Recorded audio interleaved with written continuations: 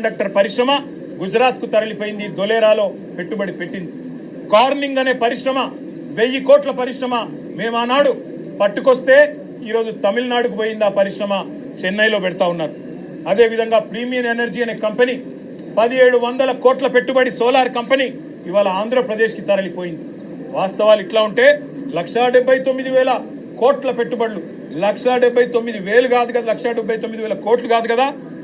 ఈ ప్రభుత్వం ఎంత అసమర్థ ప్రభుత్వం అంటే కొత్తగా ఒకరు కూడా పెట్టుబడి పెట్టడానికి ముందుకొచ్చే పరిస్థితి లేదు. వీళ్ళ ఆర్ఆర్ ట్యాక్సులు, వీళ్ళ కమిషన్లు, వీళ్ళ దాడికి తట్టుకోలేక నిర్మాణ రంగం కుదేలైపోయింది. రియల్ ఎస్టేట్ మొత్తం అస్తవ్యస్తం అయిపోయింది. ఇప్పటికే నిర్మాణ రంగం పూర్తి స్థాయిలో పడిపోయిన పరిస్థితి. ఇంకోవైపు ప్రభుత్వమే స్వయంగా చెప్తా ఉంది ఇప్పటి వరకు తమ ఫిజికల్ టార్గెట్లు రీచ్ కావడం లేదని బడ్జెట్లో కూడా చెప్తారని అనుకుంటా ఉన్నాం. కాబట్టి పరిస్థితి ఏమో ఇట్లా ఉంటే ప్రతి పదం గవర్నర్ గారితో ఈరోజు చెప్పించింది అబద్ధం, ప్రతి మాట ఈరోజు గవర్నర్ గారి నోటెంబడ వచ్చింది అసత్యం, ప్రతి వాక్యం పచ్చి మోసం. మరి మోసం చేసింది ఇవాళ తెలంగాణ ప్రజల్ని మాత్రమే కాదు, గవర్నర్ గారిని కూడా ఈ రాష్ట్ర ప్రభుత్వం మోసం చేసింది, గవర్నర్ గారిని కూడా అవమానించింది. ఇంకొక మాటలో చెప్పాలి అంటే దశ దిశ ఏదీ లేని కేవలం ఒక డబ్బాలో గులకరాలు వేసి ఊపితే ఎట్లా అయితే సౌండ్ వస్తుందో అట్లాంటి అది పరిస్థితి తప్ప ఇంకొక మాట కూడా లేదు.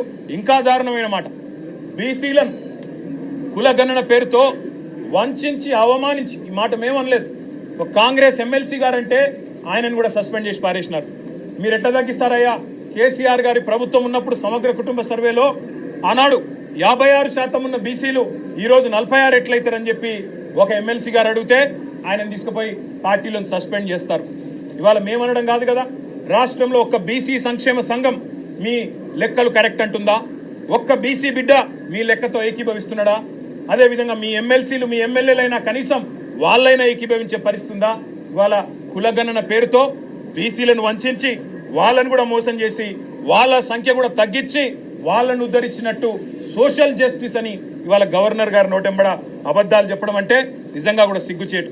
అదేవిధంగా కాంగ్రెస్ తల్లిని తీసుకొచ్చి రుద్ది, కాంగ్రెస్ తల్లిని సెక్రటేరియట్లో పెట్టి, రాహుల్ గాంధీ తండ్రిని సెక్రటేరియట్ ముందు పెట్టి